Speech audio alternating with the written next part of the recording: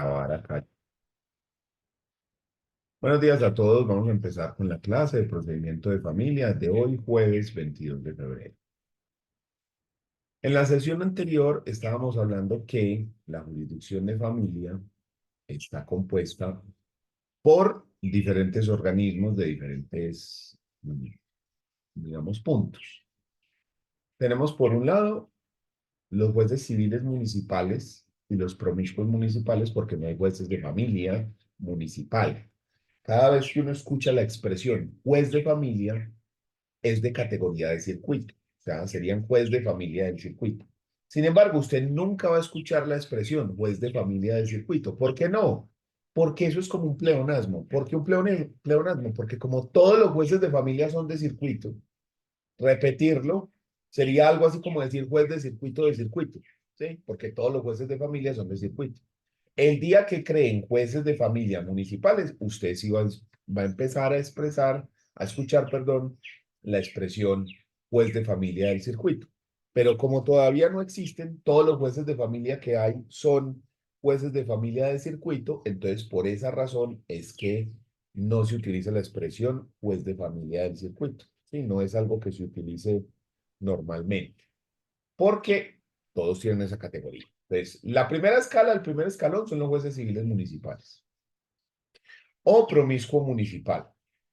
¿Cuál es la diferencia entre un promiscuo de familia y un promiscuo municipal?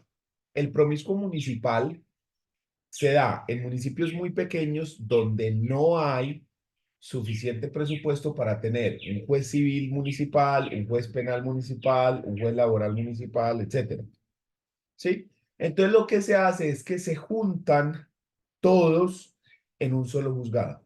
Entonces ese juez promiscuo municipal conoce todo, civil, penal, laboral, familia. ¿Listo? En cambio, un promiscuo de familia es un municipio mediano, ¿sí? Donde tenemos presupuesto para tener jueces de circuito. Sin embargo, no hay presupuesto para tener un juez de familia y un juez civil. Pero sí hay juez de laboral, penal y administrativo de circuito, eso sí los hay. Pero no hay el juez de familia de circuito. Entonces lo que se unen es que cogen y unen al juez civil del circuito y al juez de familia en uno solo que se llama juez promiscuo de familia. ¿Listo? De ahí, si seguimos avanzando, escalando en la pirámide de la jurisdicción, encontramos las salas de familia de los tribunales superiores de distrito. Más arriba encontramos las salas de casación civil y de familia de la Corte Suprema de Justicia. Y por encima habíamos puesto la Corte Constitucional por aquello de que, si bien los procesos no llegan hasta allá, el tribunal de cierre es la Corte Suprema, la Corte Constitucional sí realiza unos actos que están incluso por encima de la Corte Suprema, como son, por ejemplo, las sentencias C de constitucionalidad y las sentencias SU, donde lo que hace la Corte es establecer unas normas que son erga omnes, aplicables a todas las personas y que por esa razón son de obligatorio cumplimiento para todo el mundo. ¿Listo? Entonces, por eso la Corte está encima. Pero también habíamos dicho que, por cierto, esto mencionamos pues que la competencia específica de cada juzgado la podríamos encontrar en estos artículos del Código General del Proceso, pero también habíamos mencionado que además de la jurisdicción de familia, digamos la normal, que es esta, también tenemos a estos que son los colaboradores de la jurisdicción de familia. Son otros funcionarios que si bien no son jueces, sí son equivalentes jurisdiccionales. ¿A qué se refiere la expresión equivalente jurisdiccional? Se refiere a que las decisiones de estos funcionarios equivalen a una sentencia. ¿De qué forma? Las decisiones de un juez generalmente tienen dos efectos muy importantes. Esos efectos son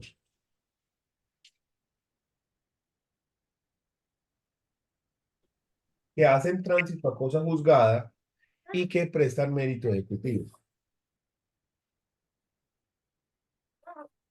Segundito, por favor.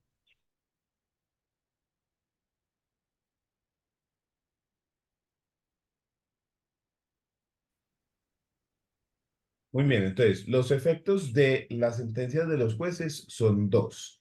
Primero, hace tránsito cosa juzgada, es decir, que la decisión, una vez tomada, una vez notificada a las partes y vencido el término de traslado, que es el término que uno tiene para interponer un recurso, si no se interpone el recurso, después de haberse notificado debidamente a las partes, entonces la sentencia queda en firme y se vuelve inmodificable.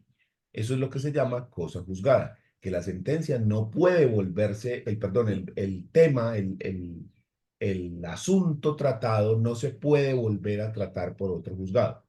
Esto existe para evitar que hayan sentencias contradictorias sobre el mismo asunto, porque yo demando en Medellín, le dan la razón al demandado, entonces yo digo, no, pues ahora demando en Envigado y le dan la razón al demandante. Entonces, ¿qué hacemos con dos sentencias contradictorias? Para evitar ese tema es que existe la cosa juzgada. El segundo efecto importante que tienen las sentencias es que prestan mérito ejecutivo. Es decir, cuando la sentencia impone una obligación y dentro del contenido de la sentencia encontramos que esa obligación está clara, expresa y exigible, es decir, que se sabe qué es lo que se debe. 100 millones de pesos de indemnización. Ah, ok. ¿A quién se le deben? De fulano a mengano. Ah, ok. ¿A partir de cuándo se deben? A partir del 1 de marzo, a partir de la promulgación de la sentencia, a partir de junio, a partir de cuándo se deben. ¿Listo? Eso nos permite que esa obligación que quedó ahí de manera clara, expresa y exigible pueda ser posteriormente demandado en proceso ejecutivo, donde ya no se va a discutir en el ejecutivo quién tiene o no tiene la razón, sino que de una vez entramos a embargar y cobrar la obligación. Entonces, esos dos efectos son supremamente importantes. Cuando empieza a ocurrir el tema de la congestión de la rama judicial, es decir, que llegan demasiados procesos y que los procesos entonces empiezan a tomar demasiado tiempo, una de las soluciones que se hace es, o que se plantea es crear más jueces, pero ya hemos mencionado que realmente es un problema presupuestal y que no se ha hecho. Entonces, ¿qué otra alternativa tengo si yo no voy a crear más jueces? La segunda alternativa es crear más jueces falsos. ¿Cómo así? Cojo otras personas que no son jueces y les doy a sus decisiones el mismo peso, los mismos efectos que una sentencia. Esto es lo que se conoce como equivalente jurisdiccional. Un equivalente jurisdiccional es una persona que no es un juez, pero que su decisión equivale a la de un juez. Es decir, que presta mérito ejecutivo y hace tránsito a cosa juzgada. Ahí encontramos a las notarías y ahí encontramos a las comisarías de familia y encontramos a las defensorías de familia, que fueron los que hemos mencionado hasta el momento. Vamos aquí en este punto, ¿sí? Entonces, donde nos quedamos nosotros la clase anterior fue hablando del tema de la Defensoría de Familia. Todo esto está extraído, lo que vamos a ver a continuación, de la Ley 1098 de 2006, que es el Código de Infancia y Adolescencia, artículo 79. Este cuadro que usted está viendo acá es básicamente coger el artículo y presentarlo de otra forma. ¿Sí? Nada más que eso. Si usted busca el artículo, lo encuentra ahí. Esos son los mismos numerales que tiene el artículo, tal cual. Es muy extenso y por eso van a ver el mismo cuadro repetido, pero realmente tiene pues la información, solo que lo dividí para que pueda ser legible. ¿Listo? Entonces, primero tenemos que ellos pueden adelantar de oficio. A cuando nosotros decimos adelantar de oficio, quiere decir que es por iniciativa propia, que no necesita que una persona presente una demanda o una solicitud, sino que si el defensor de familia tiene conocimiento de una situación, sin necesidad de que nadie le ponga una denuncia, le haga una solicitud, sin que nadie se lo pida, puede actuar de motu propio, ¿sí? Eso es adelantar de oficio. ¿Y qué es lo que se va a adelantar de oficio? Las actuaciones que sean necesarias para prevenir, proteger, garantizar y restablecer los derechos de los niños, las niñas y los adolescentes cuando se tenga información sobre su vulneración o sobre su amenaza. Y si miramos el segundo, vamos a ver algo que nosotros vamos a mencionar mucho, ¿sí? Y lo mismo lo encontramos acá en el tercero, y es el tema de el restablecimiento de derechos. Esto.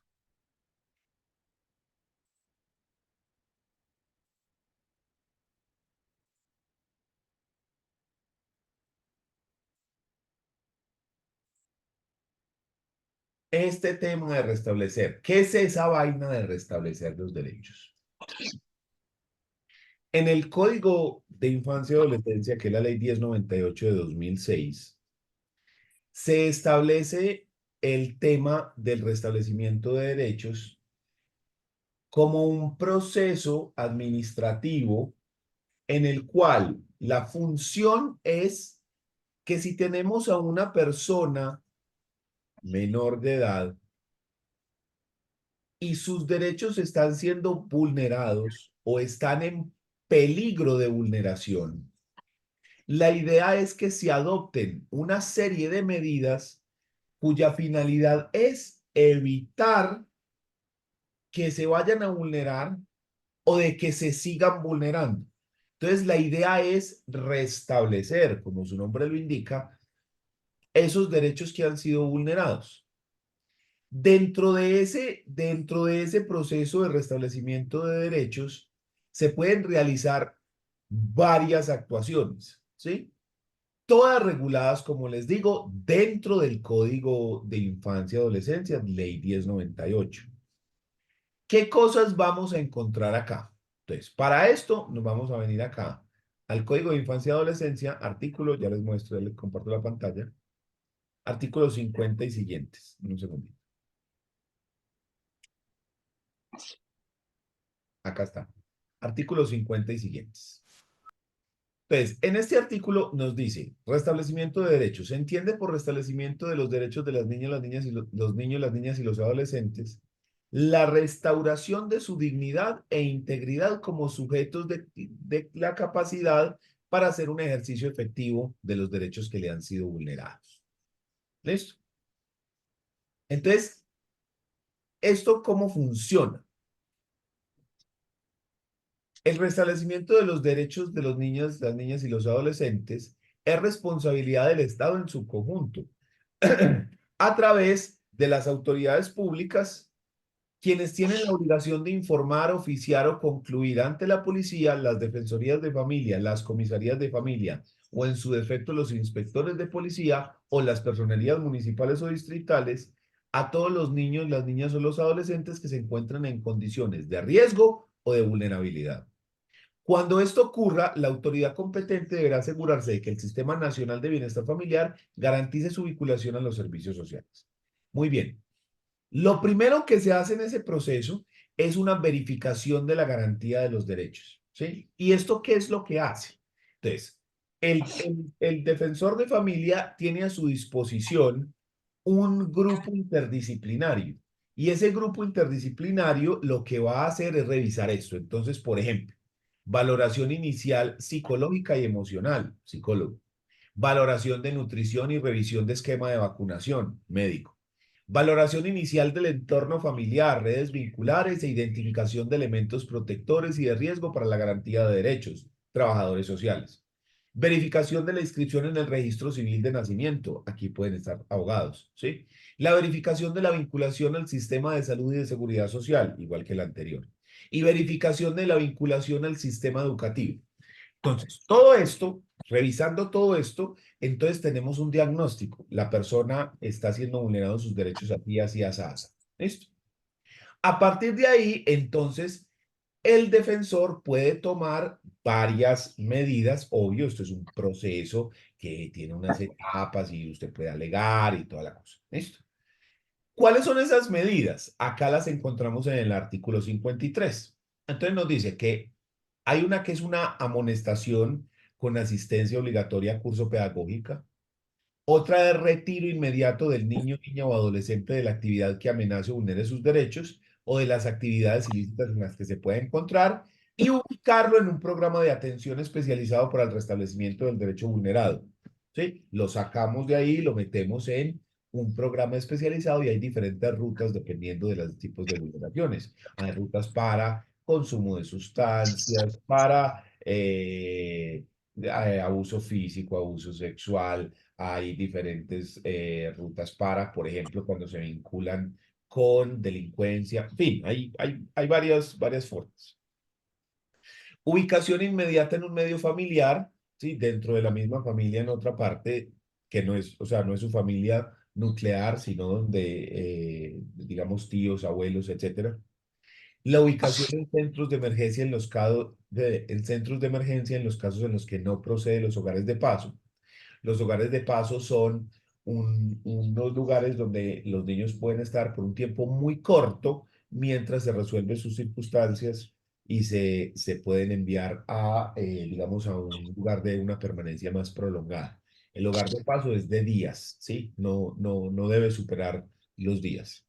Y la última opción, lo que es la última ratio, lo último que se hace en este proceso, la bomba atómica, cuando ya no nos queda absolutamente ninguna otra solución, está la adopción. ¿Por qué hago hincapié en ese punto? Porque la idea de la adopción implica que su familia no le puede garantizar de ninguna manera sus derechos.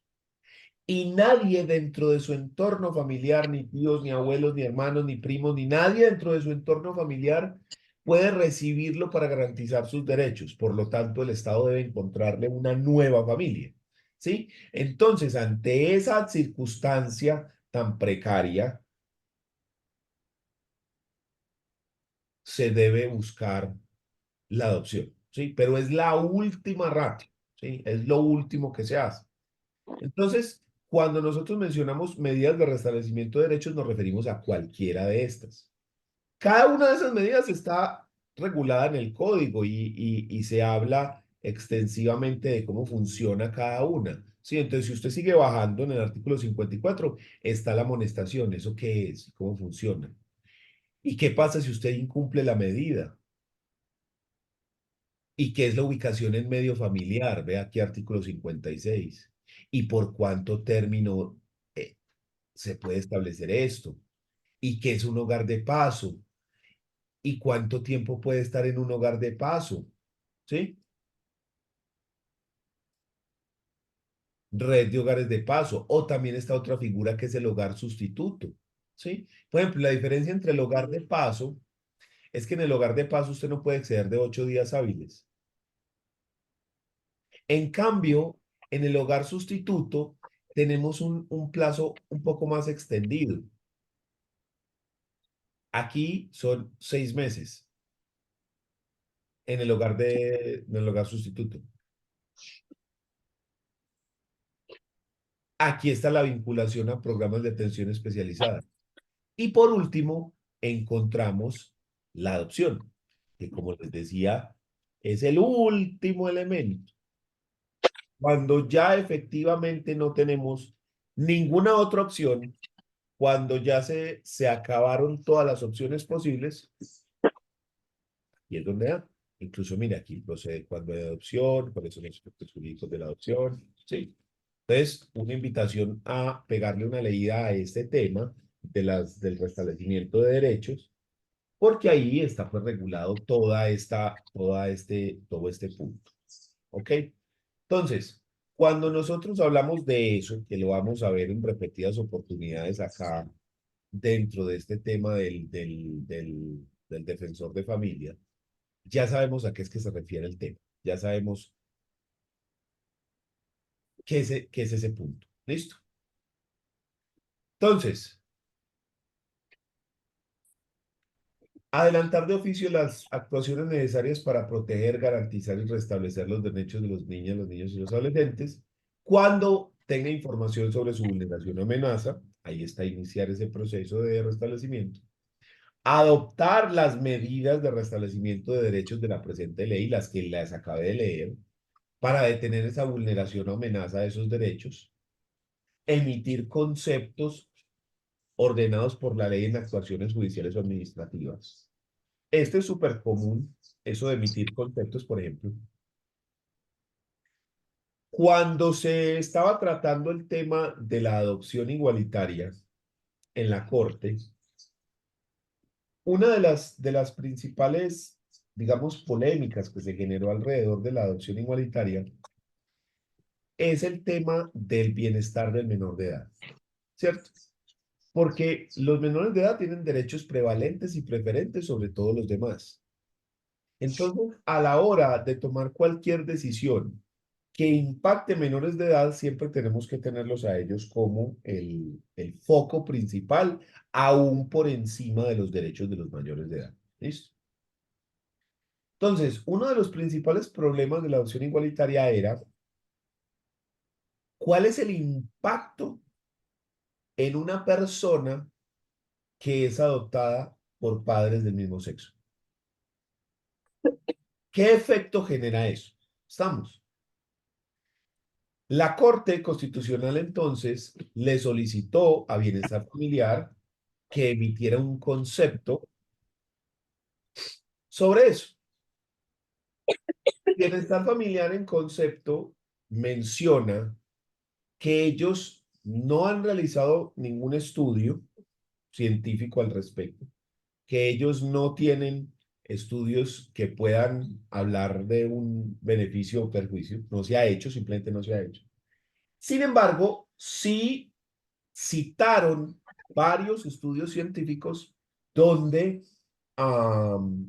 se evidenció que realmente no existe ningún problema asociado a esto. ¿Sí? No se genera un problema asociado a esto. ¿Ya? Dentro de ese concepto tuvo un impacto muy fuerte porque si nosotros estamos discutiendo aquí en la Corte Constitucional si las parejas del mismo sexo pueden adoptar o no, a la final el tema se reduce en por qué sí o por qué no. El tema de por qué no era, se le puede generar un problema al niño. Pero si estudios científicos que se hicieron dicen que no, entonces, ¿cuál es el obvio? Entonces, efectivamente, la Corte lo permitió. ¿Estamos? Ese es uno de muchísimos conceptos. Hace unos años, yo estaba realizando también una investigación acerca de la cuota alimentaria. Porque con los alimentos todos más o menos sabemos qué es una cuota alimentaria y todos a la misma vez no sabemos qué es, ni cómo se come, ni con qué, ni cómo se calcula, ni nada. No sabemos nada de eso. ¿Por qué? Porque uno sabe que alimentos es algo que hay que pagarle a los hijos para su sostenimiento. Ok. Y sabemos que en el 411 del Código Civil dice a quién se le paga. Y ya. Pero ¿dónde, cuál es la norma que dice, vea, hay que pagar por esto, por esto, por esto, por esto y por esto? Hay que pagar de esta y esta manera. No, eso no está. Entonces, haciendo ese trabajo de investigación, encontré yo varios conceptos de bienestar familiar al respecto, donde se mencionan, por ejemplo, ¿qué es una cuota alimentaria? ¿Qué es eso? ¿Eso de dónde sale? ¿Sí? O ¿qué debe incluir? Entonces, por ejemplo, miren acá tengo uno. Acá, la primera parte, este de arriba, del concepto 146 de 2017. Entonces dice, en efecto, para la fijación de la cuota alimentaria, la ley ha dicho en cuanto a la capacidad del alimentante que debe tenerse en cuenta su solvencia económica, la posición social, costumbre, perdón, y en general todo aquello que pueda tenerse en cuenta para determinar su capacidad económica. Un concepto muy pichurrio, pues, para decir esto, pero un concepto al fin y al cabo, ¿cierto? Entonces, digamos que es dentro de su labor del defensor de familia, emitir conceptos cuando se lo soliciten autoridades judiciales o administrativas y es muy común, ¿sí? es muy común que usted busque en Google, por ejemplo, un tema, a ver qué hay y encuentre conceptos de bienestar familiar al respecto. Obvio, pues que tengan que ver con el tema del derecho de familia. Entonces, a eso se refiere ese punto número 3. Sigamos, porque son muchos. Ejercer funciones de policía judicial señaladas en ese código. Dictar medidas de restablecimiento de los derechos para los niños, niñas y adolescentes menores de 14 que cometan delitos. Y ahí hay que tener un tema muy claro. Acá en el texto dice, asumir la asistencia y protección del adolescente responsable de haber infringido la ley penal ante el juez penal para adolescentes. El tema que hay que tener muy claro es que cuando se realizó la redacción de ese Código de Infancia y Adolescencia, esa ley 1098, se llegó al tema del derecho penal. Y entonces se dijo, vea, las personas que sean menores de 14 no cometen delitos. Esas personas son inimputables. Esas personas, lo que pasó ahí fue que se les vulneraron sus derechos, se abusó de ellos por ser menores de edad y ellos sin comprender lo que están haciendo los pusieron a cometer delitos. Entonces, ¿qué hacemos con esas personas? Los tenemos que meter en unos programas de restablecimiento de derechos, porque aquí lo que hay es una vulneración de esas personas, ¿sí? Es decir, cuando tenemos un delito cometido por un menor de 14, lo tratamos como otra víctima de ese delito. Obvio, se hacen unos, o sea, se hacen unos tratamientos y se llevan en unas rutas específicas donde lo primero es, mediante educación, mostrar que eso está mal, que eso no es correcto, porque muchas veces estas personas no tienen ni siquiera la concepción de que lo que estén haciendo es un delito, ¿cierto? Entonces hay que empezar por ahí. Pero también se llegó a la discusión de entonces qué pasa con los mayores de 14, que es lo que el código llama adolescentes. Entonces se dijo que si usted es mayor de 14, sí comete delitos. Pero si es mayor de 14 y menor de 18, perdón, mayor de 14 y menor de 18, si bien comete delitos, la persona no puede ser juzgada igual que un mayor de edad. Entonces se creó todo un sistema que es el sistema de responsabilidad penal para adolescentes, donde se establece un proceso especial, donde se establecen unas garantías especiales, donde hay unas penas especiales, ¿sí? Donde hay unos establecimientos especiales para el cumplimiento de esas penas, ¿ya? Porque ese adolescente no lo vamos a mandar a Bellavista, lo mandamos a otra parte, ¿ya? Entonces, ese sistema de responsabilidad penal para adolescentes también está regulado dentro de ese código. Entonces, encontramos que si es mayor de 14, sí es responsable penalmente, solo que su responsabilidad penal es diferente, está, digamos, diferenciada de la responsabilidad penal del mayor de edad. Y si es menor de 14, decimos que no hay responsabilidad penal, sino que a esa persona también se le vulneraron los derechos, así como a las víctimas del delito.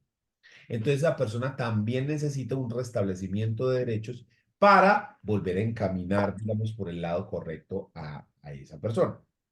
Entonces, son tratamientos diferentes. ¿Listo? Ese sistema de responsabilidad penal está dentro del Código de Infancia y Adolescencia. Si le quiere pegar una miradita y mirar las penas y demás, ahí está. Conceder el permiso para salir del país a los niños, las niñas y los adolescentes cuando no sea necesaria la intervención del juez. ¿Qué ocurre? Cuando un menor de edad va a salir de Colombia, ese menor de edad tiene que tener permiso de sus representantes legales, de sus padres, o de quien esté ejerciendo pues la patria potestad. Generalmente son los padres. Si el menor de edad va a salir con sus padres, va a viajar con ellos, digamos que ellos dan el permiso ahí de viva voz en migración, ahí en ese momento.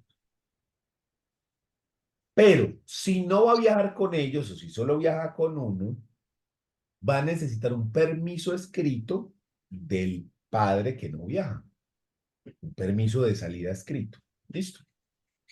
La idea es que los padres lo den de mutuo acuerdo. En notaría se hace el permiso y se presenta en migración. Pero ¿qué ocurre cuando alguno de los padres se niega o la persona está desaparecida? No tengo ni idea de dónde está.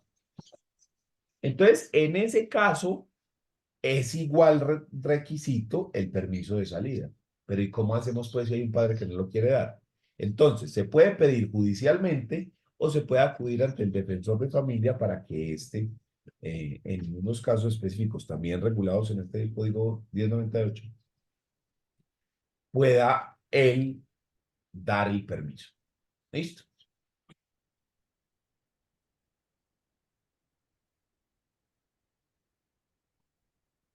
Promover la conciliación extrajudicial en asuntos relacionados con derechos y obligaciones entre cónyuges, compañeros permanentes, padres e hijos, miembros de la familia o personas responsables del cuidado del niño, niña o adolescente. Es decir, el defensor de familia puede realizar conciliaciones dentro del tema del derecho de familia. 9. Aprobar las conciliaciones en relación con la asignación de la custodia. Es decir, quién va a vivir con los pelados. El establecimiento de relaciones paterno-materno-filiales. La determinación de la cuota alimentaria. La fijación provisional de residencia separada cuando los cónyuges están divorciando. La suspensión de la vida en común de los cónyuges o compañeros permanentes. La separación de cuerpos y de bienes del matrimonio civil o religioso. Las cauciones de comportamiento conyugal. La disolución y liquidación de sociedad conyugal por una causa distinta de la muerte del cónyuge y los demás aspectos relacionados con el régimen económico del matrimonio y los derechos sucesorales. ¿Listo? Entonces, ¿qué ocurre? Cuando se hace una conciliación, no necesariamente dentro de la Defensoría de Familia, sino, por ejemplo, en la universidad, en el consultorio jurídico de la universidad se hace una conciliación sobre cuota alimentaria. Entonces, las personas acuerdan que la cuota alimentaria va a ser 1,5 millones y que se va a pagar así, así, así. Como esto toca temas tan sensibles dentro del derecho de familia, entonces lo que se hace es que se envía esa conciliación al defensor de familia para que éste dé un concepto, un visto bueno, una aprobación de que no se están vulnerando los derechos de ese menor de edad y que la cuota está correcta. ¿Listo? Ese es el tema, ¿sí? Entonces, se aprueba la conciliación y se dice, sí, sí, correcto, la conciliación no tiene ningún problema, está bien. O por el contrario, se puede decir, no, no, esa conciliación tiene ahí un problemita, ¿por qué no se le corrige esto o aquello para que ya le podamos dar el aval, digámoslo así? ¿Qué otra cosa va a conocer el defensor? Citar al presunto padre con miras al reconocimiento voluntario del hijo extramatrimonial nacido o que esté por nacer. Y en caso de producirse, extender el acta respectiva y ordenar la inscripción o corrección del nombre en el registro del Estado civil. Este tema, que es la 10, este. ¿A qué se refiere esto de citar al presunto padre para el reconocimiento voluntario? Cuando una persona nace, se pueden aplicar dos presunciones. La primera presunción es la presunción de maternidad, es decir, el hijo se presume de la madre por el solo hecho de haber nacido. Quiere decir esto que en el registro civil inscriben a la persona que dio a luz al hijo, ¿sí? Como madre, porque hay una presunción. Sin necesidad de mostrar nada, solamente de que fue la persona que dio a luz con el registro, el certificado médico de nacido vivo, que se despide en los hospitales y las clínicas. Con eso ya se inscribe a esa persona como la madre. Ahora bien, Cuando se está haciendo esa inscripción, entonces se le pregunta a la madre, venga, ¿cuál es su estado civil? Si la respuesta de la madre es que el estado civil es casada o en unión marital de hecho, entonces ahí opera la segunda presunción. ¿Cuál es esa segunda presunción? La presunción de paternidad. La presunción de paternidad implica que el hijo de mujer casada o en unión marital de hecho se presume del marido. Entonces quiere decir que le asignamos, le ponemos como padre al marido o al compañero permanente de esa señora que tuvo el hijo. Listo. Y ahí quedó ese pelado con papá y mamá. Para la ley, pues, ¿cierto? Ahora bien, ¿qué ocurre si cuando la persona es preguntada cuál es su estado civil, la respuesta es soltera? En ese caso, no puede operar la presunción de paternidad. Entonces, lo que se hace es la citación para el reconocimiento del hijo. Se cita al presunto padre, se le entrega una citación al presunto padre y se le dice el día tal, por favor venga y preséntese aquí. Y la persona debe hacer un reconocimiento. El reconocimiento es un acto voluntario que depende de la voluntad del padre o del presunto padre. Es lo que la gente en la calle llama darle el apellido. ¿Sí? La persona va y dice, sí, ese hijo es mío y firma el registro civil de nacimiento. Y ahí se le pone entonces el registro civil de nacimiento en la casilla que dice padre, ahí se le pone el nombre de la persona. ¿Listo? Ese es un acto voluntario. Entonces, cuando nosotros decimos que se debe citar al presunto padre, es realmente hacerle una notificación, una citación formal para que la persona comparezca y reconozca. Pero esto, lo como les digo, es un acto voluntario. ¿Qué ocurre si la persona dice, no, no es hijo mío? No lo podemos poner como padre y entonces sería procedente demandar en un proceso de filiación o también llamado proceso de investigación de paternidad, donde practicamos la famosísima prueba de ADN y ahí determinará entonces el juez quién es el verdadero padre. ¿Listo? Pero ese primer punto, ese reconocimiento, como les digo, es un acto voluntario y hay que citar a la persona para que vaya. David, cuénteme.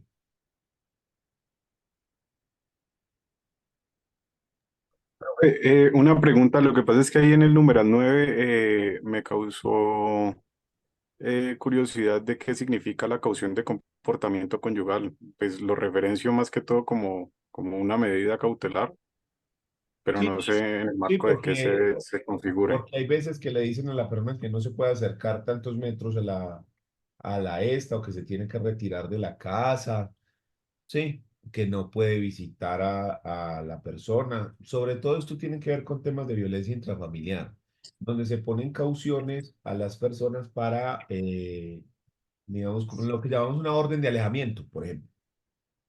Es ese tipo de cosas. Entonces, y para uno llevar a cabo una caución de esos únicamente, pues uno se acerca ante el defensor de familia y le dice que quiero poner una caución de comportamiento conyugal o...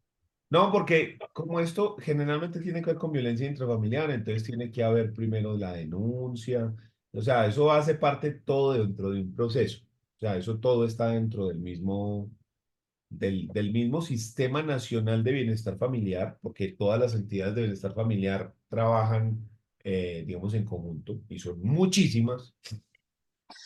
Pero entonces lo que eso hace parte del problema de, se pone la denuncia en comisaría de familia, estos también pueden elevar copias a fiscalía, dentro de eso, dentro del tema de comisaría, se vincula al defensor de familia, el defensor de familia puede entonces tomar esta clase de medidas, para lo cual también se puede conectar con la policía para que obligue al cumplimiento de las mismas, ¿sí? O sea, esto se llama Sistema Nacional de Bienestar Familiar porque hay un montón de entidades que se tienen que conectar para dar cumplimiento a las funciones que les otorga la ley. Dentro de ellos, como les digo, bienestar familiar, policías, ta.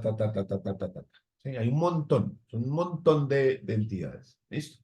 Entonces, la idea es esa. Entonces, en esos casos, el defensor actúa de conformidad pues con la ley, que la ley establece cuáles son esas cauciones, cómo se dan, y las evalúa y las tomará según el caso, ¿ya? Hay casos donde se piden y hay casos donde no se piden. Y todos conocemos casos pues muy tristes y célebres donde pese a que hubiese una caución de este tipo, se han cometido delitos como homicidio y demás. ¿Listo?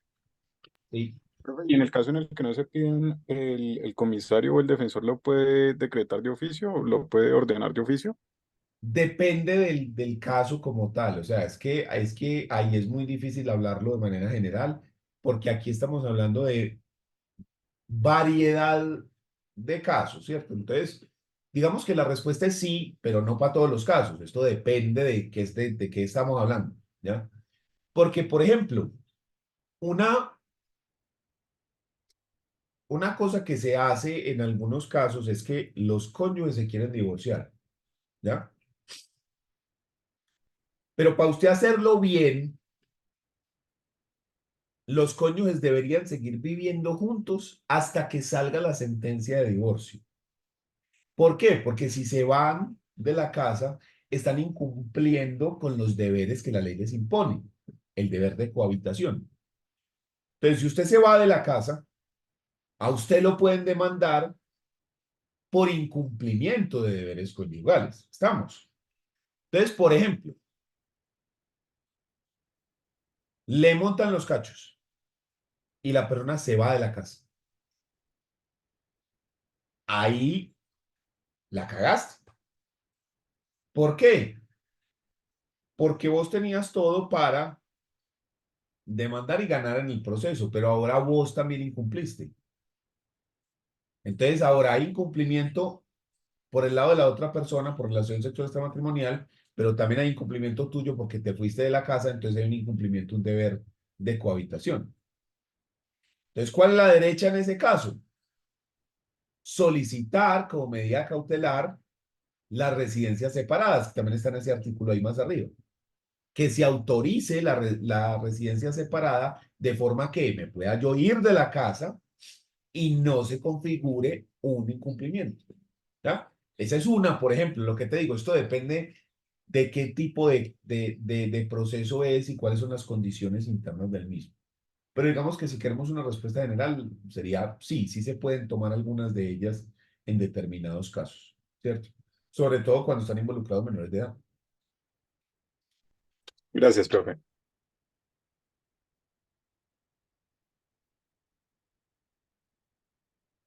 Entonces, ya sabemos qué es esto de la citación al presunto padre con miras al reconocimiento. ¿Sí? El reconocimiento es un acto voluntario, que es lo que la gente llama darle el apellido, que es ir a firmar el registro civil y decir, esa persona es mi, ¿sí?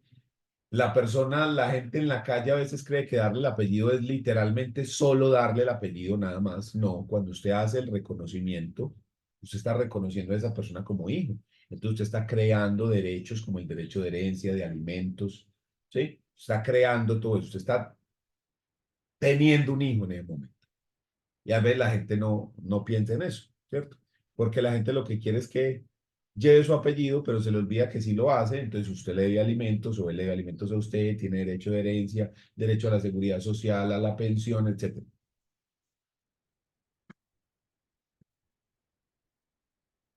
11. Promover los procesos o trámites judiciales a que haya lugar en defensa de los niños, las niñas y los adolescentes e intervenir en los procesos en que se discutan derechos de estos, sin perjuicio de la actuación del Ministerio Público y de la representación judicial a la que haya lugar. Entonces, aquí hay dos cosas. Empecemos por la segunda. Dentro de todos los procesos, usted vincula al Ministerio Público y usted dice, señor Ministerio Público, esté aquí presente para que usted sea un garante en nombre de la sociedad de que este proceso está correcto. Todos los procesos, ¿sí? Sin embargo, no hay tantos procuradores, ¿ya? Y hay muchísimos procesos. Entonces, digamos que al azar se va escogiendo en cuál hay una participación más activa. Entonces, pero teóricamente en todos los procesos debe haber una participación del Ministerio Público. Si tenemos a un menor de edad vinculado a un proceso, el menor de edad no actúa solo porque no tiene capacidad de ejercicio. El menor de edad no puede otorgar el poder él al abogado, sino que lo hace a través de un representante legal. Generalmente los representantes legales son los padres o las personas que están ejerciendo la patria potestad. Entonces, tenemos un proceso de un menor de edad y entonces ya tenemos a dos personas involucradas. Al representante legal, que generalmente son los padres o uno de ellos, y podemos tener al Ministerio Público. Lo que nos dice este punto es que además de esa gente, el defensor de familia también debe comparecer a los procesos que vinculen menores de edad como garante de los derechos de esos menores de edad, sin perjuicio de que haya otra gente. Es decir, así haya un ministerio público y haya un representante legal, ellos también pueden estar ahí. Digamos que es una capa de protección adicional. Entonces, en una decisión, por ejemplo, en que los padres se están divorciando y dentro del divorcio llegan a un acuerdo sobre custodia, visitas y alimentos, que esto es supremamente común, el defensor de familia está ahí, garante de los derechos de ese menor de edad, mirando que esa regulación de custodia esté correcta, que se haga bien, que no vulnere los derechos del menor de edad, mirando que esa regulación de visitas de igual forma esté de acuerdo a la ley, que no haya vulneración, y lo mismo para el caso de los alimentos. Entonces, digamos que el defensor de familia tiene que tener una participación. Es más, el defensor de familia está obligado dentro de estos procesos a emitir un concepto escrito dando el visto bueno, diciendo, entonces, en todos los procesos, en una sucesión, por ejemplo, en uno de visitas, en uno de cuota alimentaria, se envía al defensor de familia una solicitud para que emita un concepto a favor o en contra de lo que se está discutiendo. ¿Listo? Entonces, ese es el primer punto. Pero también nos dice ese mismo punto número 11 que el defensor de familia puede promover el proceso o trámite judicial. Entonces, el defensor de familia puede demandar en nombre del menor de edad. ¿Por qué puede hacerlo? Por una cosa que se llama el principio de corresponsabilidad. El Código de Infancia y Adolescencia establece que los garantizar los derechos de los menores de edad es responsabilidad de los padres, de la sociedad y del Estado. Entonces hay una corresponsabilidad entre todos. Entonces el defensor de familia, digamos, actuando en nombre del Estado, también es responsable de la garantía de esos derechos.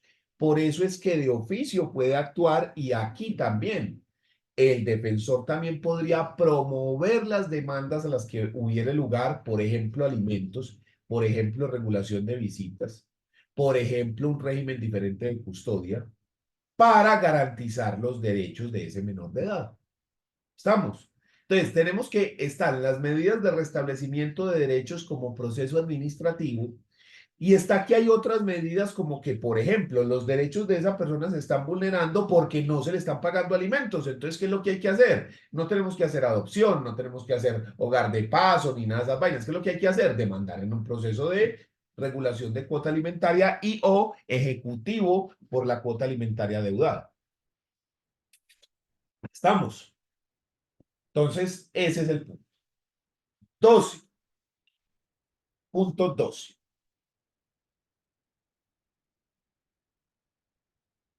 Representar a los niños, las niñas o los adolescentes en actuaciones judiciales o administrativas cuando carezcan de representante o éste se haya ausente o incapacitado. Entonces yo les acabé de decir que como el menor de edad no tiene capacidad de ejercicio, actúa dentro del proceso a través de su representante legal, que generalmente son los padres, porque estos ejercen la patria potestad. Pero puede ocurrir que los padres no puedan porque están incapacitados o por cualquier otra circunstancia, porque no tenga padres, por ejemplo. Entonces, en ese evento, el menor de edad podría comparecer al proceso representado por el defensor de familia. Obvio, primero intentamos buscar a los representantes legales, pero si esto no es posible, porque se hallan ausentes o incapacitados, como dice ahí, o no tiene representante porque, digamos, fallecieron, entonces en ese caso el defensor de familia actúa como el representante legal. 13. Fijar una cuota provisional de alimentos siempre que no se logre la conciliación. ¿Qué ocurre? La conciliación como método alternativo de solución de conflictos implica que la decisión la toman las dos partes. En el proceso judicial, que es una forma de solución de conflictos heterocompositiva, esto significa que hay un tercero imparcial que es quien toma la decisión e impone la decisión. En cambio, la conciliación es un método de solución de conflictos autocompositivo. ¿Qué significa esto? Que son las partes quienes toman la decisión. Son las partes quienes definen si sí o si no. Entonces, ¿qué ocurre? Si se llega a un acuerdo total, las partes están de acuerdo, el conciliador transfiere ese acuerdo a un escrito que se llama acta de conciliación y el acuerdo queda en firme y como les dije que es un equivalente jurisdiccional, entonces adquiere los efectos de la sentencia, hace tránsito a cosa juzgada y presta mérito ejecutivo. ¿Y qué pasa cuando no hay acuerdo? Cuando no hay acuerdo, el conciliador no puede imponer una decisión, porque de nuevo es un método autocompositivo, donde las partes son quienes deben tomar la decisión. El papel del conciliador no es tomar decisiones e imponerlas como en los métodos heterocompositivos que encontramos en ellos, el proceso judicial y el arbitraje. En esos procesos, el tercero toma la decisión, aún en contra de la voluntad de las partes. ¿Ya? En cambio, en los métodos autocompositivos como la conciliación, la transacción y la amigable composición, no, son las partes quienes llegan al acuerdo. Muy bien. Entonces, cuando no hay acuerdo, ¿qué ocurre? Se levanta un acta de no acuerdo. Y a las partes entonces, como no pudieron conciliar el tema, les toca ir a un juzgado que ese sí puede imponer la decisión. También hay un tercer escenario que es cuando hay acuerdo parcial. Se acuerdan unas cosas, pero otras no. En el caso de los acuerdos parciales, entonces, ¿qué se hace en ese evento? Se toma nota de cuáles son todos los puntos que sí se acordaron y se toma nota de cuáles son los puntos que no hubo acuerdo. Sobre lo acordado, hace tránsito a cosa juzgada, presta mérito ejecutivo, sale, se acabó la discusión. Y sobre lo que no, entonces se puede proceder a demanda. Adicional a todo esto que les digo, cuando se creó la ley 640 del 2001, que es la ley que reguló la conciliación en Colombia,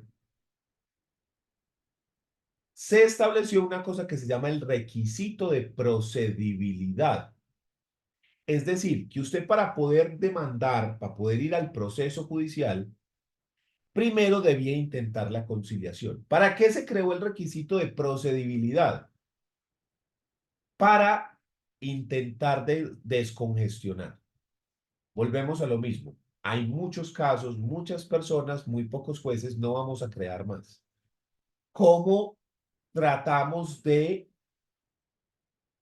sacar procesos de la rama judicial? Que lleguen menos procesos a los juzgados.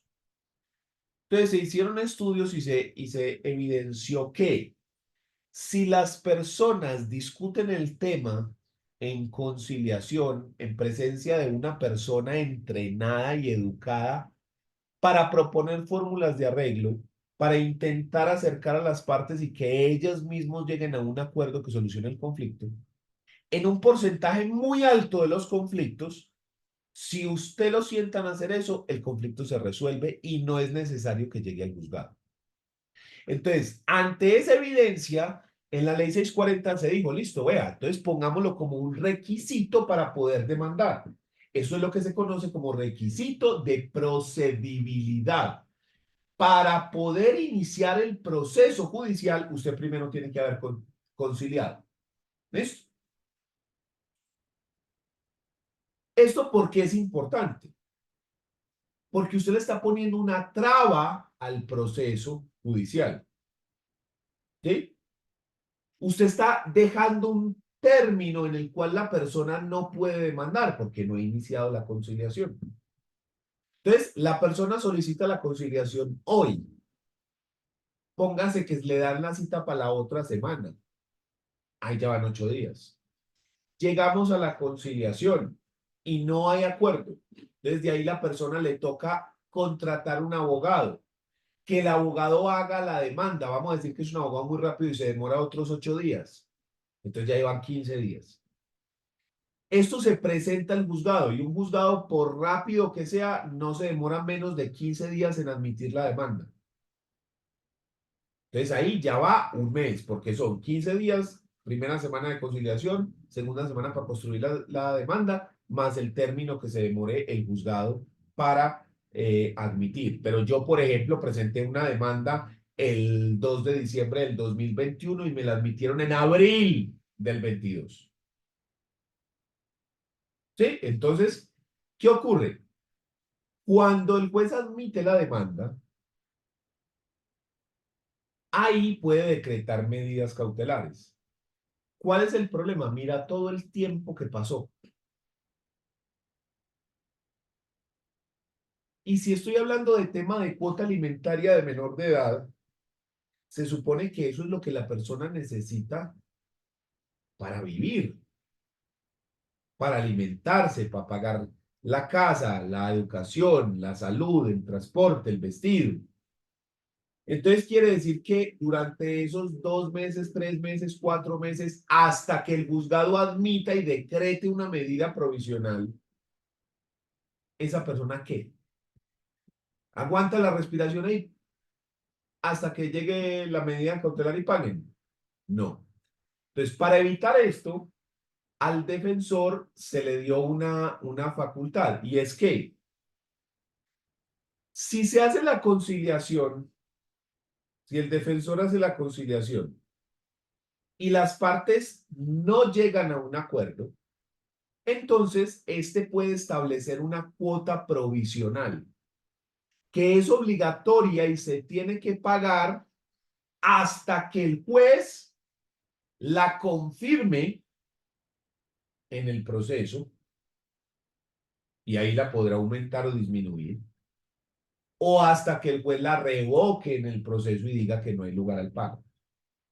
Pero entonces lo que hace esto es que entre el momento de la conciliación, si no se logra el acuerdo, usted tenga una cuota alimentaria provisional decretada y de que de esta manera la persona pueda, digamos, cubrir sus gastos más básicos. ¿Estamos? Entonces, este es el tema de la cuota provisional. Es cuando no hay acuerdo y se establece una cuota que va a fungir hasta tanto el juez la confirme o la revoque dentro del proceso. Esa es la idea de esta cuota provisional de alimentos. Para eso es. 14. Declarar la situación de adoptabilidad en que se encuentre el niño, niña o adolescente. O 15. Autorizar la adopción. Aquí, para Profe, entender estos dos puntos, una pregunta antes de seguir con ese punto. ¿Hasta cuándo tiene, o sea, esa cuota provisional es ilimitada o tiene alguna, o, ¿no? La limitación es hasta que un juez la confirme o la revoque. ok, gracias, profe. Entonces, por ejemplo, a usted le pusieron injustamente esa cuota. Usted no tiene con qué pagar y se la pusieron a la fuerza. ¿Ok? Demande para que se la quiten.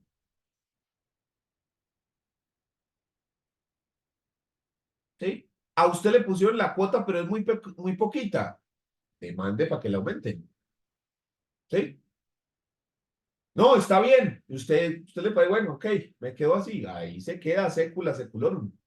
Porque el límite es o que se acabe la obligación alimentaria o que el juez diga si la revoca o si la confirma. ¿Estamos? O sea, el juez es el que va a determinar qué hacemos con esa cuota. Es el juez. Entonces, pasemos al siguiente punto, que es declarar la situación de adoptabilidad y de posteriormente autorizar la adopción. Para eso es necesario entender cómo funciona la adopción. Entonces, ¿cómo funciona la adopción? Habíamos mencionado antes que la adopción es el último paso de ese proceso de restablecimiento de derechos. Entonces, para llegar a la adopción hay dos caminos. El camino uno es cuando los padres dan en adopción al hijo. Van y lo entregan en adopción. ¿Listo? Para esto, primero se hacen unas reuniones con psicólogos, trabajadores sociales y demás. Y después de unas sesiones, entonces se puede autorizar la adopción. ¿Listo? Eso es lo que llamamos la resolución de adoptabilidad, donde decimos, esta persona va a iniciar el proceso de adopción. Pan. ¿Listo? La segunda forma es como fruto de ese proceso de restablecimiento de derechos, donde la persona tiene unos derechos vulnerados y después de hacer todo el proceso nos damos cuenta de que la familia no puede garantizar esos derechos. Entonces, lo primero que se hace es buscar a la familia extensa hasta el sexto grado de consanguinidad para ver si alguien de la familia puede hacerse cargo de esa persona. Eso es lo que se llama ubicación en medio familiar, en la familia extensa, hasta el sexto grado. ¿Listo? Entonces se llama a todos y cada uno de esos familiares paternos y maternos a ver si alguien se va a quedar con el niño. ¿Listo?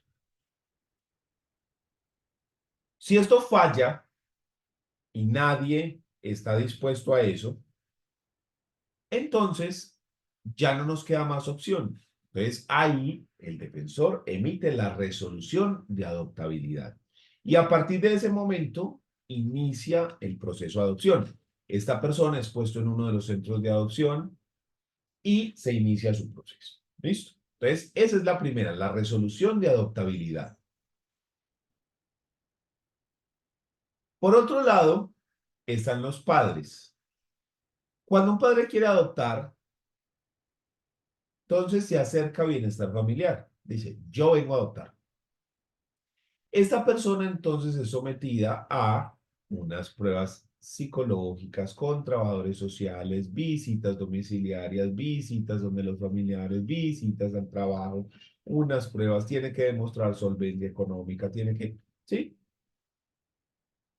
Se hace todo un estudio para saber que la persona es apta física, psicológica y económicamente para tener una persona. No hay que ser rico, hay que tener suficiente para mantener una persona, ¿sí?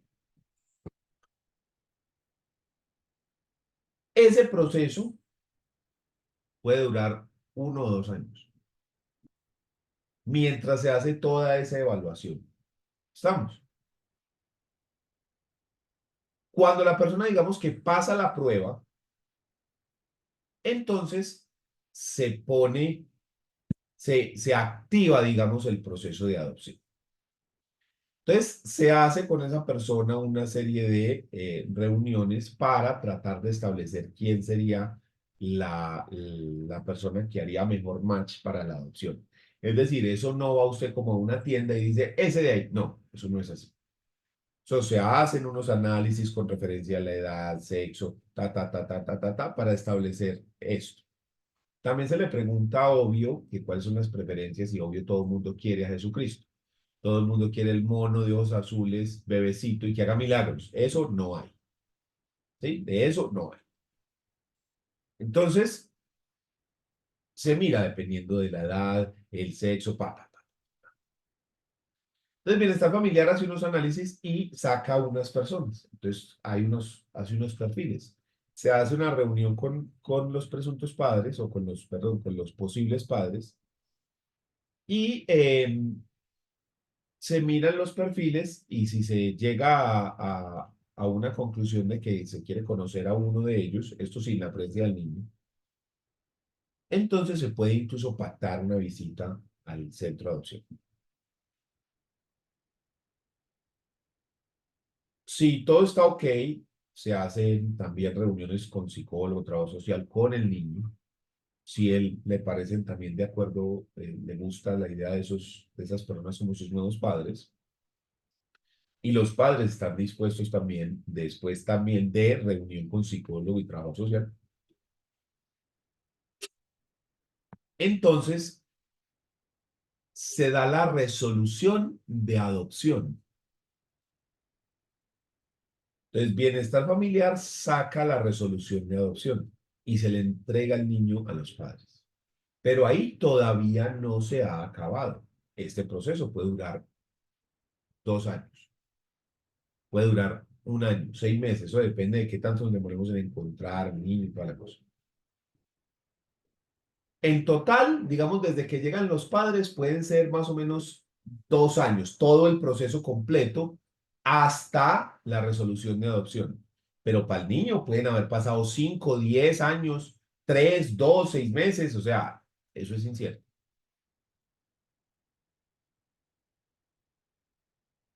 Entonces se da la resolución de adopción, diferente a la de adoptabilidad, que es cuando va apenas a iniciar el proceso. En la resolución de adopción es que estas personas van a adoptar. Pero ahí no se ha acabado el tema. De ahí toca iniciar un proceso judicial. En ese proceso judicial el juez va a revisar todo el proceso. Por la parte del niño, el proceso de restablecimiento de derechos que se haya hecho correctamente, que se haya llamado a todos los familiares, que se haya hecho correcto y que efectivamente la última razón, la última ratio era efectivamente decretar la adopción. Que eso, todo ese proceso se hizo de manera correcta. Si hubo algo que no, se elimina eso y ahí devuelves. ¿Listo? Luego se analiza por el lado de los padres, que se hayan hecho las reuniones con el psicólogo de trabajo social, que se hayan acreditado la solvencia económica, moral, física, taca. Luego se mira el proceso en el cual se escogió el candidato, y la resolución de adopción. Si el juez hace todo ese análisis y lo encuentra correcto, entonces el juez saca la sentencia de adopción. O sea que tenemos tres cosas: la resolución de adoptabilidad, la resolución de adopción y la sentencia de adopción. La sentencia aprueba todo ese proceso administrativo y ordena que se cancele el registro civil original de la persona y que se expida un registro civil nuevo y que se incluyan ahí a sus padres adoptivos. Que se cambie el nombre de la persona para que incluya los apellidos de él o los padres adoptivos. Y si la persona es menor de 5 años, se puede cambiar su nombre de pila. ¿Sí? Si es mayor de 5, no se cambia el nombre de pila, pero sí los apellidos. ¿Estamos? Entonces, cuando decimos autorizar la adopción por parte del defensor de familia, nos referimos a esa resolución de adopción. Y cuando decimos declarar la situación de adoptabilidad, nos referimos a esa resolución que se da como consecuencia de haber realizado el proceso de restablecimiento de derechos y de determinar que la única forma de proteger los derechos de esa persona es que inicie un proceso de adopción, porque en su familia no se puede quedar, ¿ya? Entonces, a eso hacen referencia el numeral 14 y el numeral 15, ¿ya?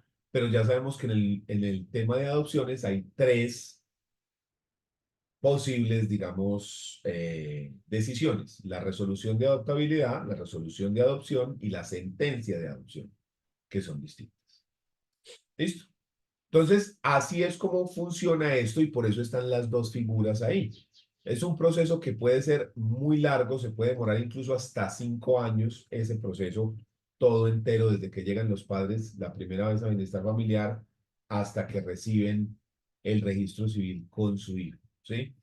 Y si son extranjeros, es incluso más largo porque primero el extranjero tiene que realizar en su país de origen, digamos, el aval. Entonces él tiene que ir al bienestar familiar de Francia, y la entidad que haga las veces de bienestar familiar allá, hacer el proceso allá como si fuese a adoptar y que el bienestar familiar de allá del visto bueno y diga, sí, esto merece cuenta. Luego viene aquí y no se le hace bypass, vuelve otra vez de cero aquí, pero tiene que tener el visto bueno de su país. Y viene aquí y vuelve y lo hace todo. Entonces, si ese proceso allá se demoró 2 años, luego llega aquí y se demora otros 2 años, entonces van 4. ¿Sí? Puede ser muy lento, puede ser muy tortuoso el tema. 16. Formular una denuncia penal cuando advierta que el niño, niña o adolescente ha sido víctima de un delito. O esto de nuevo, basado en el principio de corresponsabilidad, donde la sociedad, la familia y el Estado son responsables y garantes de los derechos de los niños. Entonces, el defensor de familia puede actuar de oficio por eso, porque tiene esa posición de garante, porque él es responsable también de esos derechos. Entonces, por eso puede formular la denuncia sin la intervención de los padres, porque en muchos casos a los que hay que denunciar es específicamente a los padres. ¿Sí? Entonces, a eso se refiere ese numeral 16. Ejercer las funciones atribuidas por el artículo 71 de la ley 906, que es el Código del Procedimiento Penal. 18, asesorar y orientar al público en materia de derechos de infancia y adolescencia. Entonces, por eso es que usted ve a veces que hay campañas en televisión, en prensa o en colegios y así además para la violencia intrafamiliar, para, qué sé yo, promoción de la vacunación, promoción del estudio, en fin. Sí, todos hemos visto esas cosas para promover la adopción. Todos hemos estado viendo televisión y hemos visto una pauta de referente a alguna de estas cuestiones. Eso hace parte de esa obligación. Y 19, solicitar la inscripción del nacimiento de un niño, la corrección, modificación o cancelación de su registro civil. Ya sabemos que se cancela el registro civil con la adopción, por ejemplo, ante la Dirección Nacional de Registro Civil de las Personas, siempre y cuando dentro del proceso administrativo de restablecimiento de sus derechos se pruebe que el nombre y sus apellidos no corresponden a la realidad de su estado civil y a su origen biológico, sin necesidad de acudir a la jurisdicción de familia. Sí, o sea, encontramos a una persona, no coinciden los datos, vemos que datos son falsos, entonces se inscribe o se restablece el origen de esa persona. Muy bien, entonces esas son las funciones del defensor de familia, que están, como lo vemos ahí en la gráfica, en el artículo 79 de esa ley 1098. ¿Listo? A continuación, encontramos otro colaborador de la jurisdicción de familia, que ya lo mencionamos, y son los centros de conciliación, ley 640 del 2001, que también la mencioné ahorita. Los centros de conciliación en temas de familia pueden conciliar cosas como la liquidación de sociedad conyugal, la liquidación, no el divorcio, ¿sí? ¿Por qué el divorcio no? Porque el divorcio, como el divorcio implica un estado civil, los estados civiles no son conciliables. Entonces yo no puedo conciliar el divorcio, es decir, la terminación del matrimonio, porque eso tiene que ver con un estado civil y no son conciliables. Pero ¿por qué sí puedo conciliar la liquidación de la sociedad conyugal? Porque esto es un tema patrimonial. Estamos hablando es de plata. Entonces yo sí puedo conciliar cómo vamos a repartir los bienes para el pago de los gananciales. Los gananciales es el derecho que tienen las personas al 50% de lo que se adquirió dentro de ese matrimonio. Entonces yo puedo conciliar el tema de la liquidación de la sociedad conyugal. También puedo liquidar la cuota alimentaria, que ya la habíamos mencionado. La cuota alimentaria, yo puedo conciliar la fijación para que se establezca la cuota. Puedo conciliar el aumento y la disminución de la cuota, eso se puede conciliar. También se puede conciliar la exoneración de la cuota. Y asimismo también se pudiera conciliar la ejecución, es decir, tenemos una deuda por alimentos, eso también se puede conciliar. Entonces, cuando yo hablo de alimentos, puedo conciliar varias cosas, ¿sí? Porque frente a la cuota alimentaria, una cosa es fijarla, establecer cuánto es, otra cosa es aumentar, disminuir o exonerar, y otra cosa es cobrar. Son procesos diferentes, entonces todo esto se puede conciliar. También puedo conciliar el régimen de visitas y custodia, con quién va a vivir el menor y cómo se va a visitar la persona que no convive con el menor. También puedo conciliar cosas relativas a los cuidados personales. Puedo conciliar temas como la salida del país, ¿ya? Entonces, los centros de conciliación en temas de familia, digamos que pueden conocer varias cosas y yo estoy seguro de que el tema más común, lo que más conocen los centros de conciliación en general, son conciliaciones sobre alimentos. Ese tiene que ser el tema más común de los centros de conciliación. ¿Por qué decimos que los centros de conciliación colaboran con la jurisdicción de familia? Por lo que ya les había dicho. Primero, lo del requisito de procedibilidad, que se establece como requisito que para poder ir al proceso, usted antes tiene que cumplir con hacer la conciliación. Pues eso es porque, o sea, usted obligatoriamente tiene que pasar por el centro de conciliación si quieres demandar. Pero también son colaboradores porque la probabilidad de éxito de la conciliación es superior, pero muy superior a la del proceso.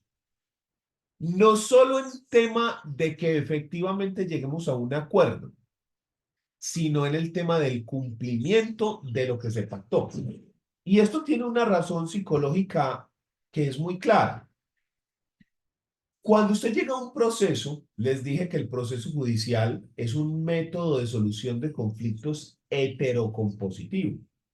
Es decir, que un tercero supraordenado impone la decisión a las partes. Como la decisión es impuesta, es a la fuerza, eso naturalmente genera un rechazo de la persona a la que se le hace la imposición. En cambio, como en el otro extremo tenemos a la conciliación, que es un método autocompositivo, esa autocomposición implica que son las partes quienes llegan a un acuerdo. Son las partes quienes establecen las condiciones de cómo se realiza ese acuerdo. Entonces esto genera un efecto muy diferente psicológicamente, porque a mí no me están imponiendo nada a la fuerza. Yo soy quien está estableciendo las condiciones. Yo con la otra persona, pero yo mismo estoy participando en la solución del conflicto. ¿Sí? Yo estoy aceptando o proponiendo cosas para que se solucione. Entonces, psicológicamente eso tiene un impacto muy distinto. Yo siento que gané algo, que perdí también, porque la conciliación se trata en que los dos ganamos, pero los dos cedemos. Entonces, yo siento que gané y eso hace que sea más eficiente el cumplimiento, que haya más porcentaje de personas que cumplen con lo pactado versus el porcentaje de personas que cumplen con lo que fue ordenado por el juez. Entonces, cuando usted establece la cuota alimentaria, usted no puede pasar de una al ejecutivo, porque el ejecutivo se da es para cobrar cuando no se ha pagado. En un porcentaje altísimo, cuando usted fija la cuota en juzgado, le toca posteriormente demandar en ejecutivo para cobrar. En cambio, no es tan alto el porcentaje cuando usted estableció la cuota por conciliación, es mucho más probable que la gente empiece a pagar a que a usted le toque demandar para cobrar. ¿Sí? Entonces, los centros de conciliación ejercen un papel muy activo dentro de esta jurisdicción porque conocen muchos casos de familia, muchos, y más que es un requisito para poder demandar. Entonces, digamos que ellos son el primer filtro antes de la rama judicial. Y hay muchísimos procesos que se quedan en la conciliación, que nunca llegan a la rama judicial. Entonces, de ahí su importancia para que lo resaltemos como un colaborador mayúsculo de la jurisdicción de familia. Muchos casos nunca llegan a los procesos judiciales porque se resuelven dentro de la conciliación y se resuelven mejor, según lo que les estoy diciendo, porque hay mayor tasa de cumplimiento. En el mismo sentido que el anterior, encontramos los consultorios jurídicos de las universidades. Las universidades donde se tenga la carrera de Derecho tienen obligatoriamente que tener un consultorio jurídico. La idea del consultorio jurídico es ofrecer a la comunidad una asesoría primero, gratuita, acerca de temas jurídicos. A la persona se le hace una asesoría completa sin cobrarle nada. Pero además, si se cumple con algunos requisitos, se le puede llevar el proceso también de manera gratuita. Entonces, los consultorios jurídicos son muy importantes dentro de la jurisdicción de familia porque pueden brindar esa primera asesoría gratis e incluso pueden llevar el proceso a conciliación o a proceso judicial y de esta manera ayudan para la solución del conflicto. Y en el mismo sentido están las personerías, que hacen exactamente lo mismo. Asesoría, conciliación e incluso pueden llevar el proceso, ¿cierto? Entonces, estos trabajan, digamos, en conjunto para asesorar y tramitar en algunos casos, porque esto tiene una regulación, una limitación, para llevar procesos perdón, para solucionar procesos. ¿Listo? Entonces, con eso damos por terminado el tema de la jurisdicción de familia. Por un lado, digamos, la jurisdicción tradicional, la que está compuesta solamente por los jueces, que tenemos juez civil municipal en la parte de abajo y corte constitucional en la parte de arriba. Y en la mitad, pues entonces tenemos juez de familia, tribunales, etc. Y en el otro lado tenemos esos colaboradores de la jurisdicción de familia,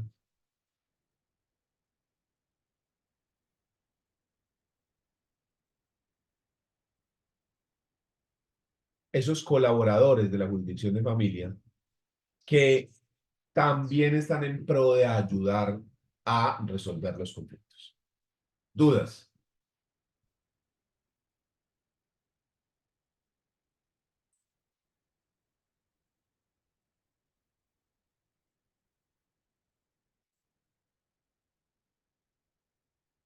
Muy bien. Cerremos el tema de jurisdicción. Tran, se acabó. Botamos la llave. Vamos a abrir un nuevo tema. Y de este tema se va a desprender el resto de la materia. ¿Cuál es este tema? Clases de procesos dentro de la jurisdicción de familia. Las clases de procesos.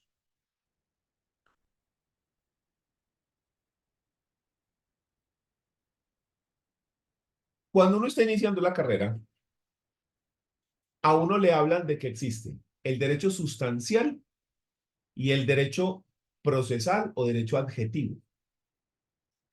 ¿Qué es esto?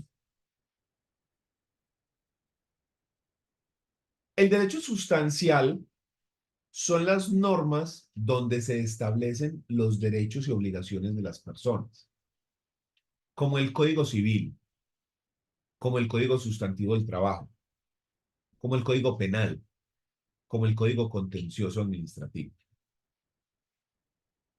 En estas disposiciones, lo que hace el legislador es establecer un catálogo de derechos y de obligaciones. Entonces, que usted tiene derecho de herencia, que tiene derecho a alimentos, y chaque, chaque, chaque, chaque, chaque, chaque, chaque. Muy bien, entonces el legislador llega y dice, usted tiene derecho de alimentos. Ah, ok. ¿Cómo lo reclamo? Una norma sustantiva sola no sirve para nada. Usted pone, en Colombia se prohíbe matar. Eso solo no sirve para nada. Para que la norma funcione, yo tengo que establecer cómo la pongo a operar. Y ahí es donde entra el ordenamiento procesal. Las normas procesales o adjetivas lo que regulan es cómo se hacen efectivos esos derechos y esas obligaciones que están contenidas en el derecho sustancial. Entonces, lo que se regula es el procedimiento por el cual usted va a reclamar ese derecho o esa obligación. ¿Listo? Cada jurisdicción tiene su normativa sustantiva. Entonces, el penal tiene el Código Penal. El civil tiene el Código Civil. Familia tiene también el Código Civil, pero el Código de Infancia y Adolescencia y otras normas complementarias. Laboral tiene el Código Sustantivo del Trabajo. Administrativo tiene el Código Contencioso Administrativo. ¿Estamos? Ahí están esos catálogos de derechos y obligaciones. Pero asimismo, cada jurisdicción tiene su código procesal donde se establecen quiénes son los jueces, qué es lo que conoce, qué hace el juez dentro del proceso, a quién llama, cómo lo llama, cuáles son las pruebas, qué se hace en la audiencia, quién habla, cómo hablan, qué orden, cuántos días, ¿ya? Entonces, por ejemplo, en penal tenemos el Código de Procedimiento Penal, en laboral tenemos el Código de Procedimiento Laboral, en otro el Código de Procedimiento Administrativo, y en civil, familia, comercial y agrario, tenemos el Código General del Proceso. El Código General del Proceso se llama general porque incluye familia, civil, comercial y agrario. La idea era que también incluyera el laboral, el penal y el administrativo. Pero usted sabe cómo se las gastan los penalistas y los administrativistas y laboralistas, todos unos con otros no se entienden, entonces quedó general, pero no es tan general, es solamente para civil, comercial, familia y agrario. ¿Listo? Ese código, ¿qué regula? Entonces, primero, las partes y los jueces. ¿Quién es parte?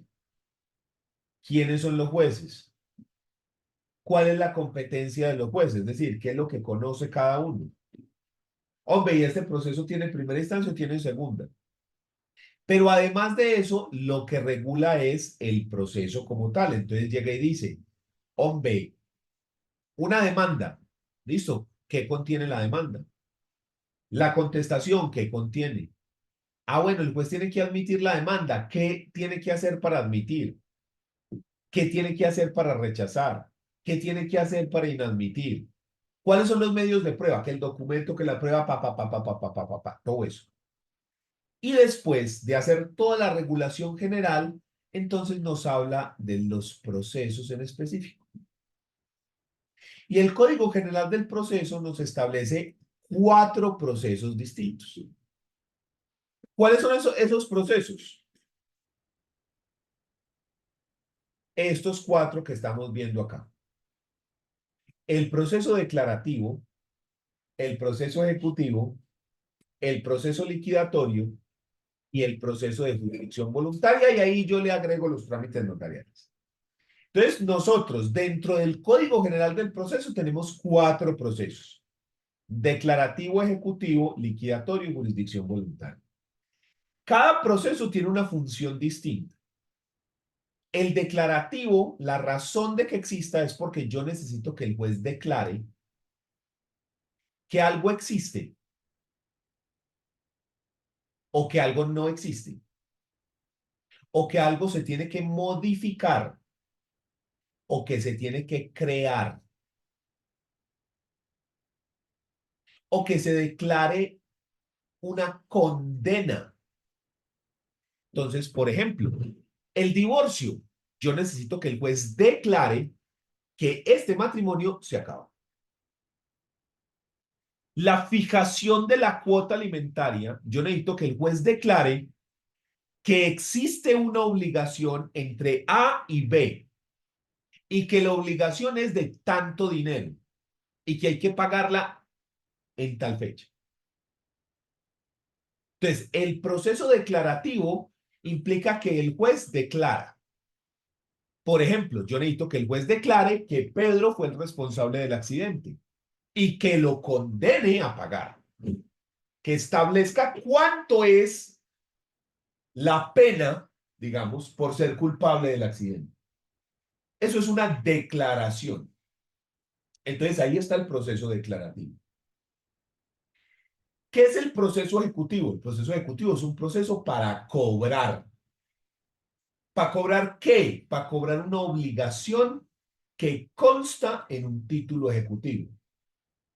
¿Cómo así? Un título ejecutivo es un documento que contiene una obligación clara, expresa y exigible, donde dice en el papel quién le debe a quién, qué es lo que le debe, cómo lo debe, cuándo lo debe. Entonces, en el proceso ejecutivo, yo no voy a discutir quién tiene la razón. En el ejecutivo, yo no discuto quién tuvo la culpa. En el ejecutivo, yo no discuto si esto es cierto o falso. En el ejecutivo, yo cojo el papel y digo, ok, en este papel dice que Pedro le debía a Juan. Pedro, ¿usted le pagó? No, páguele. Yo no discuto si la deuda es real o no. Porque el lugar para discutir si debe existir una deuda es el declarativo, donde el juez declara que Juan le tiene que pagar a Pedro. Aquí solamente vamos a discutir si se pagó o no. Si no se pagó, entonces el juez ordena y obliga al pago. Entonces el ejecutivo es un proceso solamente para el cobro de obligaciones. El liquidatorio es un proceso donde se tiene un patrimonio común y es necesario repartir ese patrimonio entre los interesados. Entonces, la finalidad del proceso liquidatorio es saber cuánto le toca a cada persona que está involucrada en ese patrimonio común. Pero en el liquidatorio yo no voy a discutir si yo tengo ese derecho o no, si yo hago parte de ese patrimonio común, no. Eso lo haría en el declarativo. Por ejemplo, sucesiones. En la sucesión, usted coge a los herederos y le reparte la plata, pero usted no discute si Pedro es hijo y heredero. Si usted no sabe si Pedro es hijo, entonces le toca primero ir al proceso declarativo para que el juez declare que él sí es hijo y por lo tanto heredero. Entonces es en el declarativo donde se hace el proceso de ADN. Y el juez al final declara, sí, sí es hijo, inscríbalo y téngalo en cuenta en la sucesión. Luego ahí pasa la sucesión, ¿sí?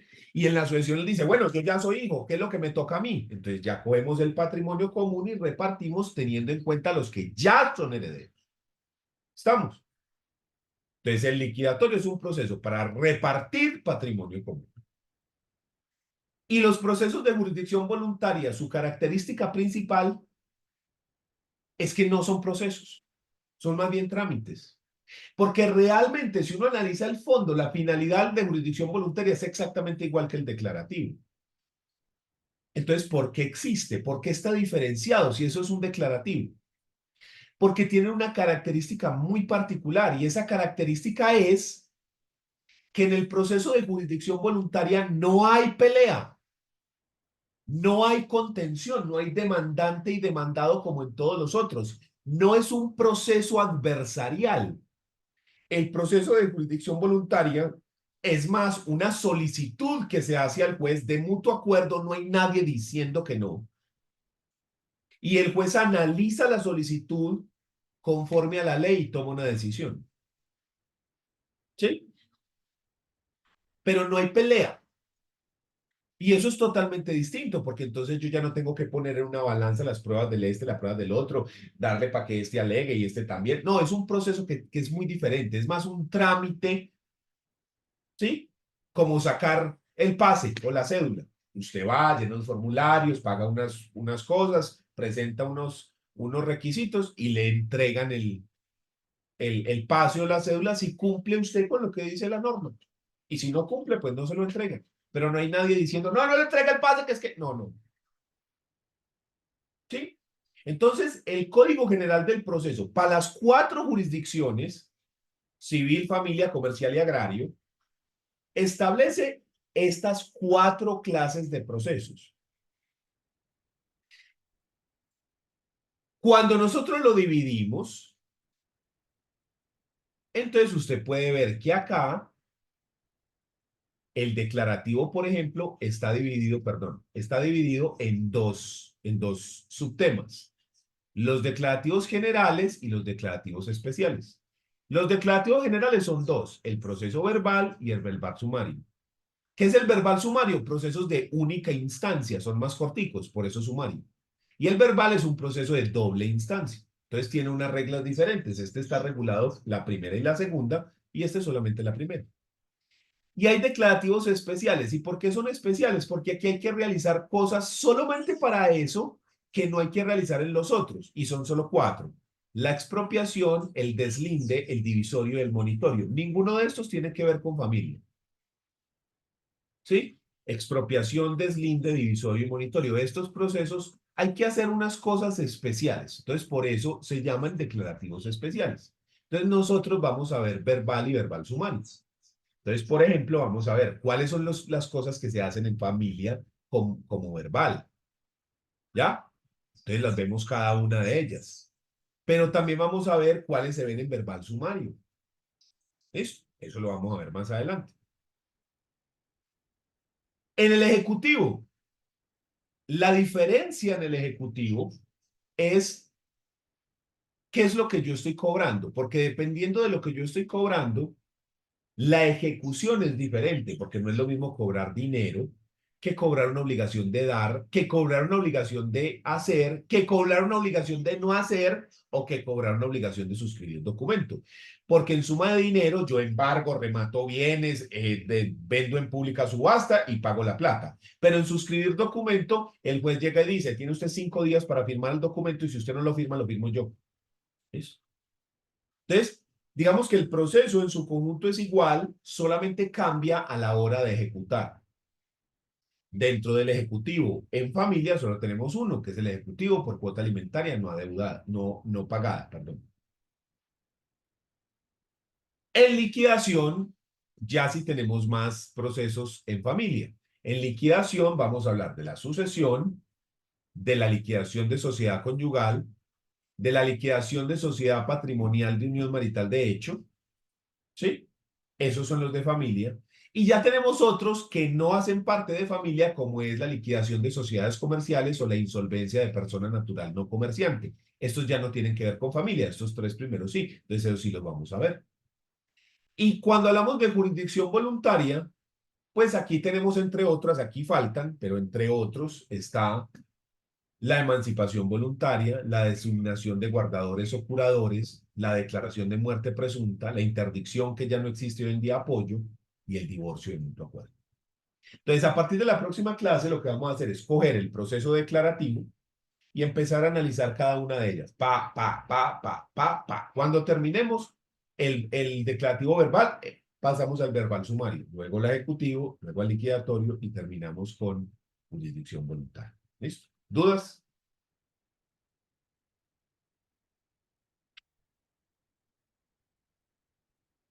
Entonces, dejamos ahí por hoy y nos vemos entonces en la próxima clase.